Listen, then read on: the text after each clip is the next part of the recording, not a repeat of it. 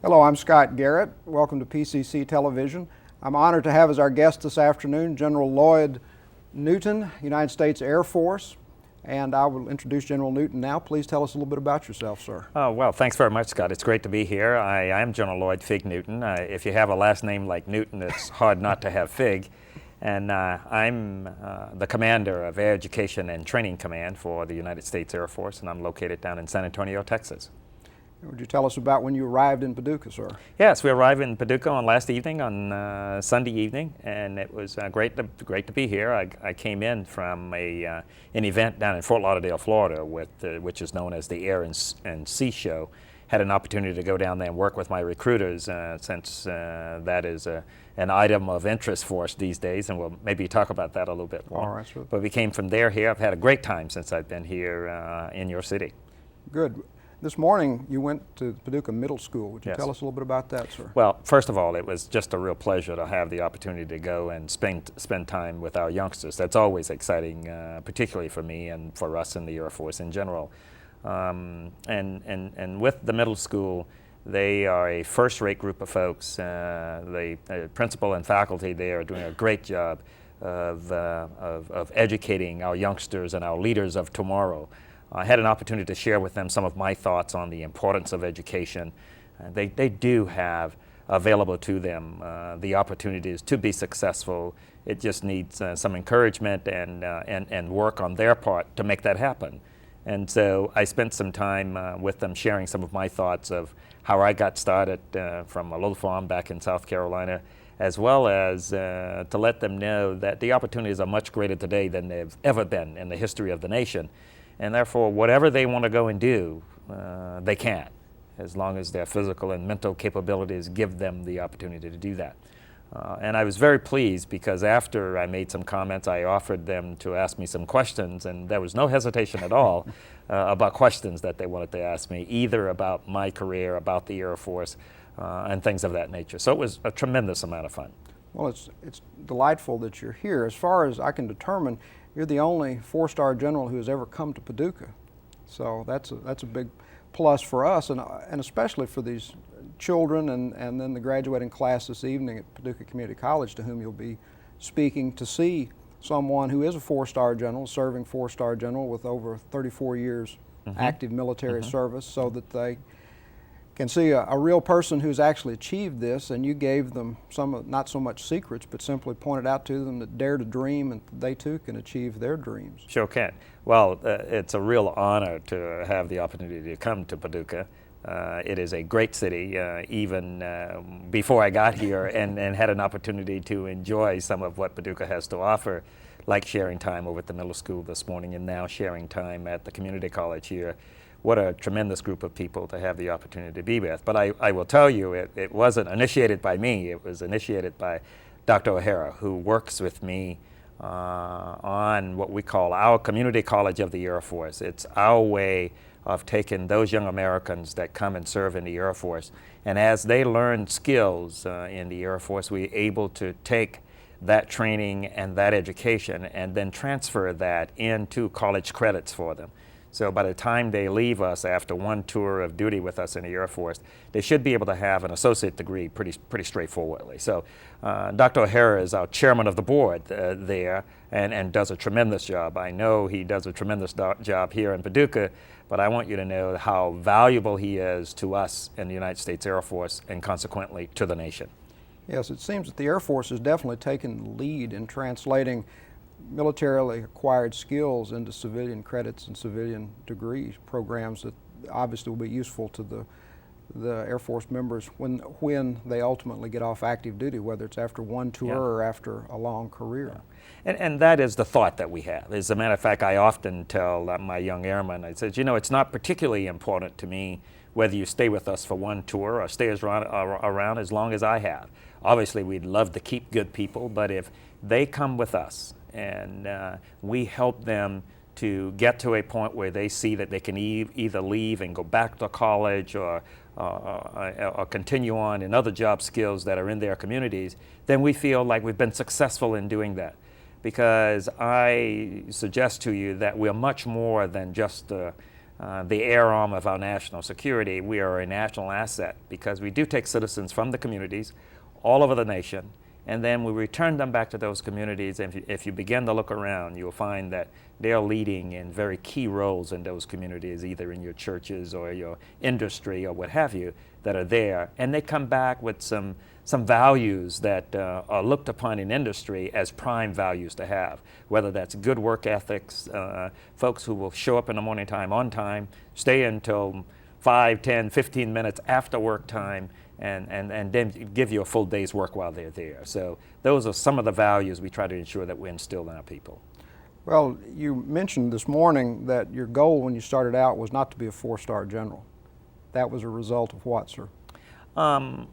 Clearly, it is almost like going to a class and saying, well, you know, I'm not particularly interested in the grade of this class. What I am interested in is learning everything I possibly can about this subject.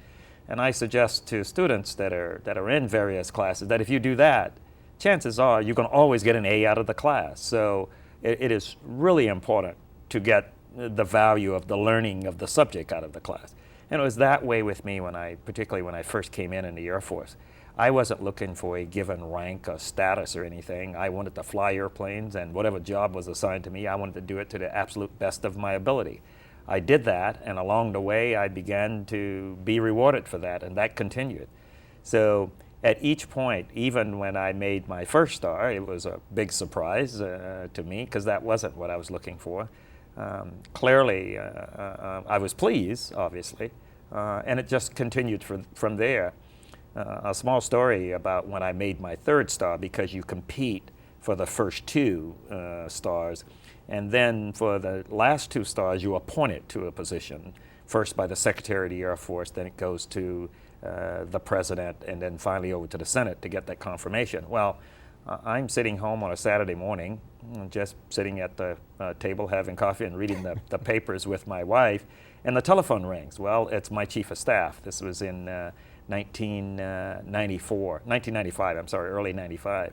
And he just told me, he said, well, you know, I'm looking at next assignment for general officers and would like to have you come up and serve as my assistant vice chief. Well, I was stunned, hung the telephone up, and I wanted to almost call him back because I was just, you know, so surprised. I wanted to call him back and said, was this telephone call really real, you know? And we've been pinching ourselves from then until now.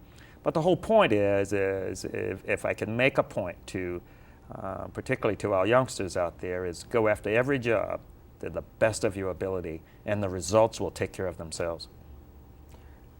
You mentioned that your initial interest in the Air Force was love of flying, which is obviously still one of your interests, but as a general officer you have many other things that impinge on your time and efforts. But you were a fighter pilot for most of your career. Please talk a little bit about your approximately 280 combat missions in Vietnam, and were all those in an F-4 Phantom? Yes, they were. They were all, that was our leading bit of technology at the time in the way of aircraft, and particularly fighter aircraft.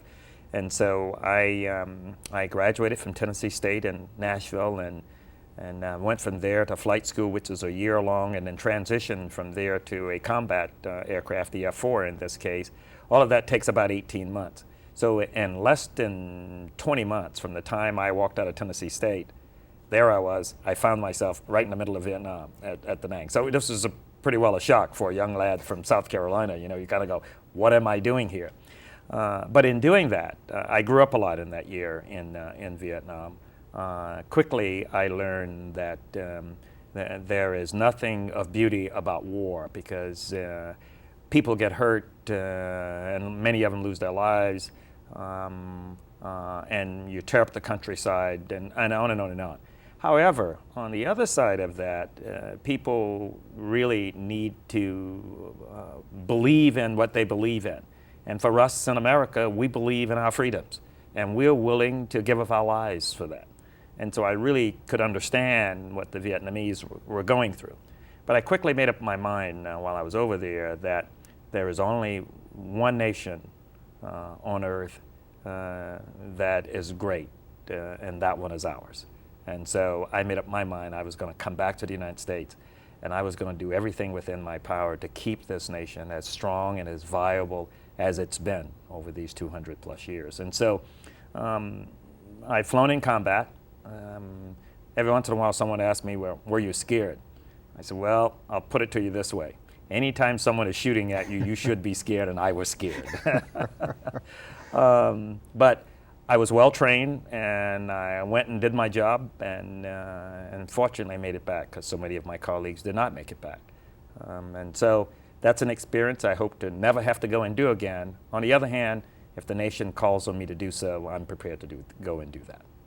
Exactly. Well, as many people have often said in various forms, the freedom is never free. That's right. And there are people like you and many others that have to be prepared to die, and in some cases do die, to defend those for all the rest of us.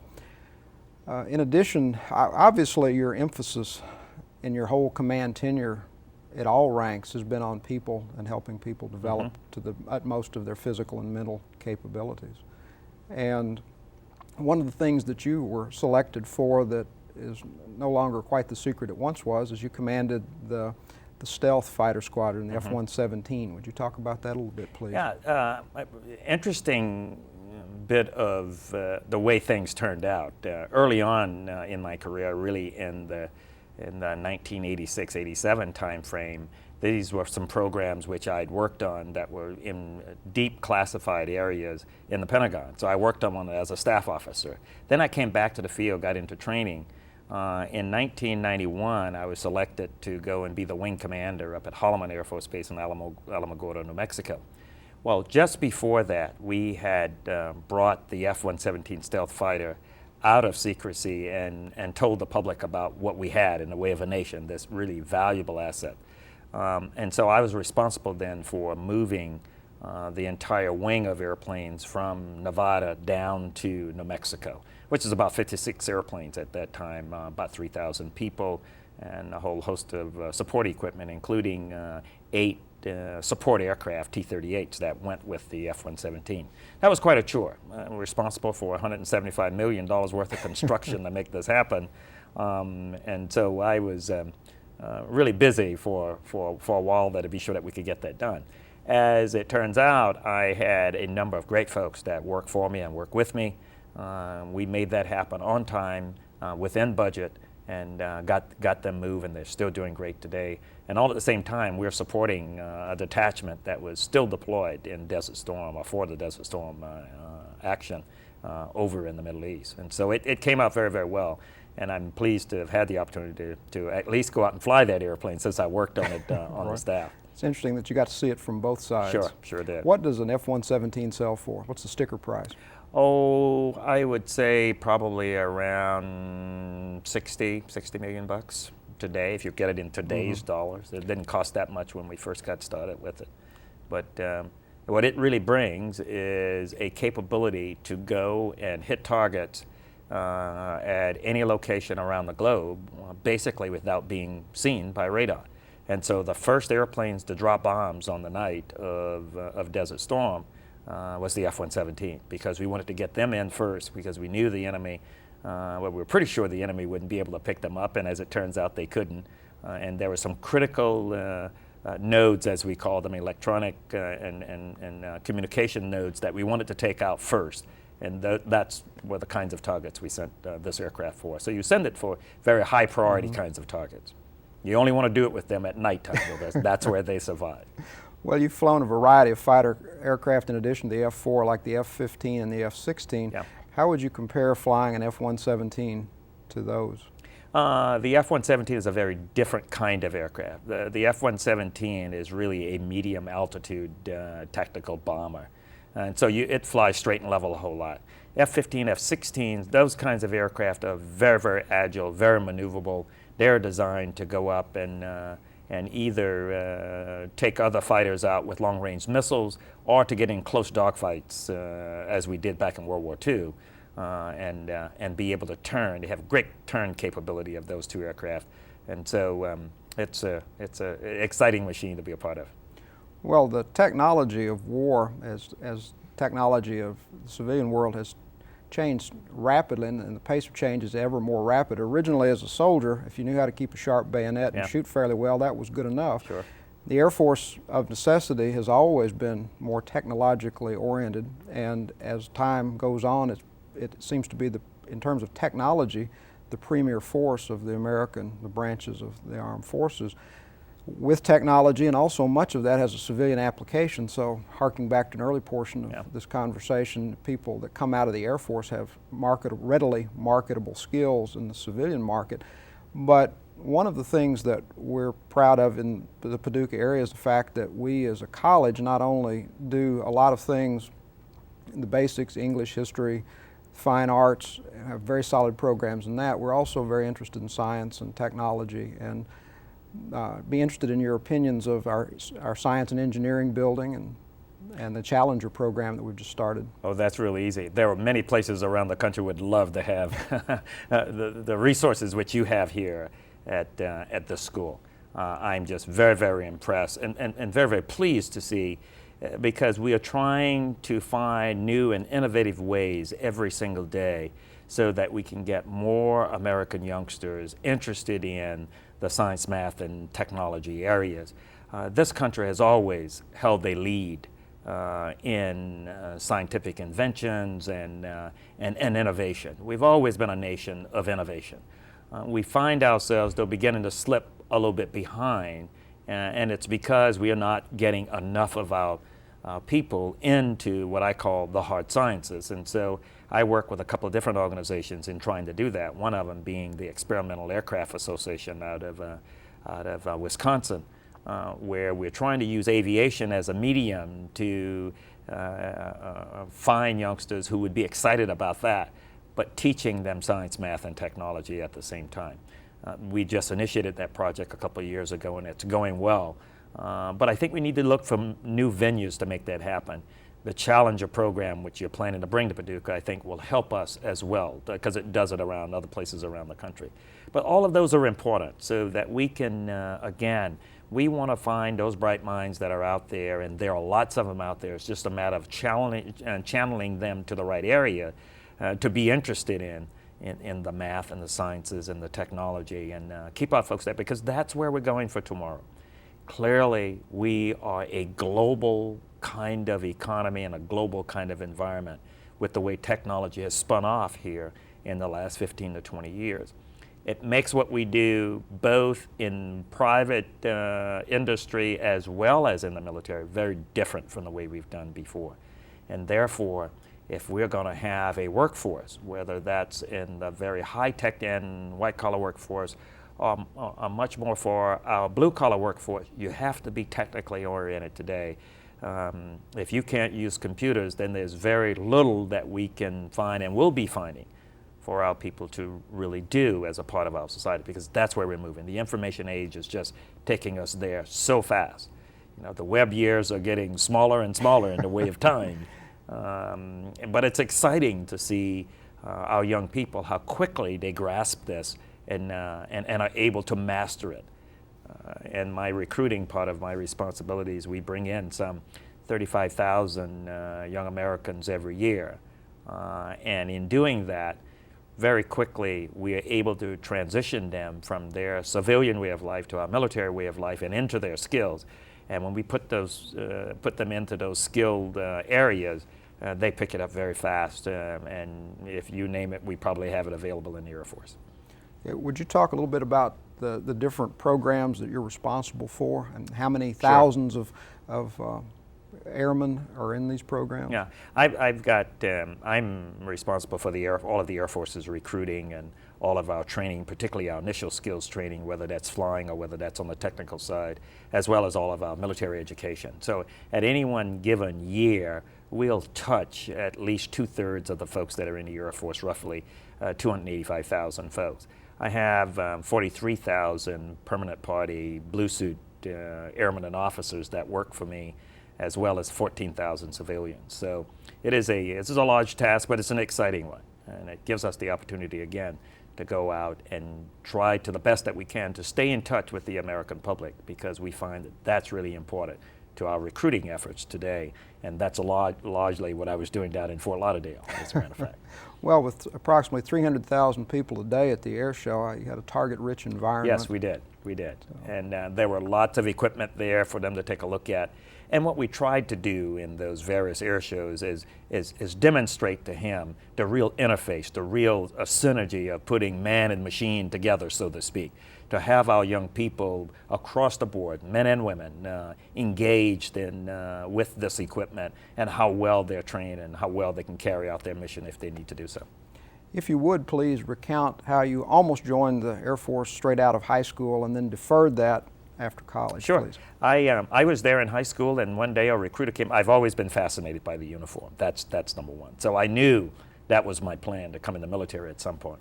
And an Air Force recruiter came by. It was the newest service on the block at the time, and so we were all excited about that. We had kind of made a semi-commitment that we would come in the Air Force, and he was going to come back and give us the test a couple of weeks later. It was about 14 of us, and my colleagues had selected me to be their leader as we were going to be going through boot camp. Well, one of my high school instructors saw me and said, "What's this I hear about you going in the Air Force?"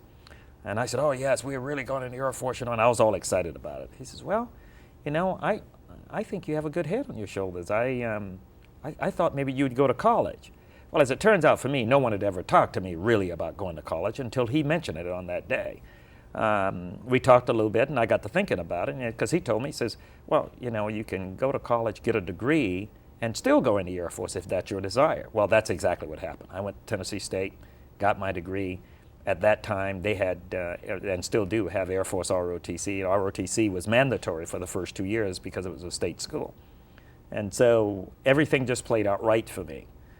The good Lord got me in the right position at the right place at the right time, and it all worked just as, you know, I couldn't have dreamed it better than the way it all turned out, and particularly to be able to sit here today, and I say that very humbly, to be able to sit here today as a 4-star general in the United States Air Force. That wasn't the way it was initially thought of when I first got started.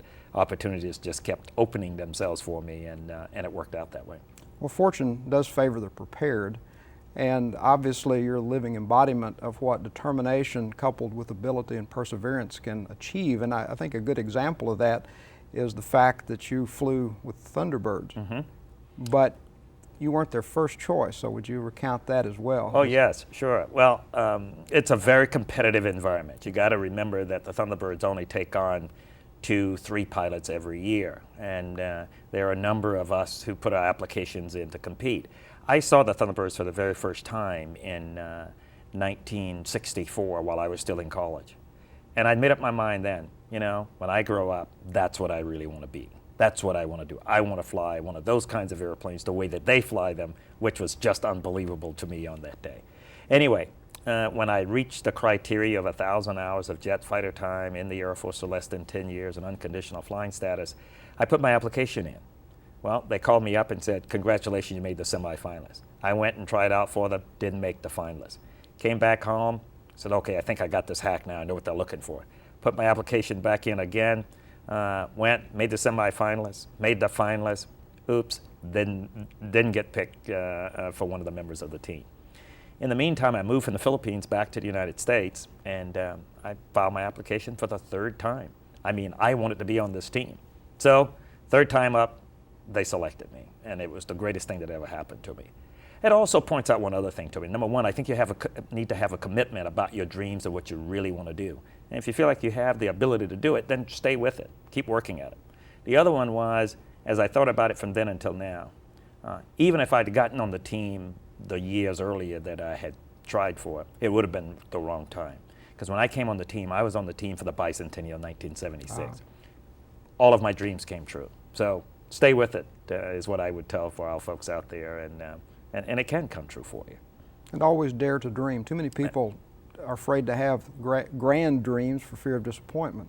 But better, I think, to dream the grand dreams and settle for somewhat less than not at all. But it sounds like you reached for the stars and actually did achieve them. Some of them, anyway. I lucked out there. I got some of them. And that's what, if I could do anything with our youngsters today, that's what I'd try to have them do. Is sit down, write your goals out, write your dreams out, and then try to go for them. I mean, there are just so many opportunities well beyond where they think they can go. And it was well beyond wherever I thought I could go. I mean, I just wanted to be a Thunderbird. I did that as a captain. I wasn't thinking about general. And so I've kind of, overshot, I would say, to the high side of things, and it's worked out exceptionally well. Well, that's excellent. Unfortunately, we're running out of time. If I had read your resume at a somewhat moderate pace, I could have taken up the entire time going through your accomplishments. You, sir, are a remarkable man, and we're very fortunate and honored that you've come to Paducah and that you will be the commencement speaker this evening at graduation here at Paducah Community College at 7 p.m. Our guest today has been General Fig Newton. Thank you very much, sir. You're quite welcome. It's great to be with you. Thank you.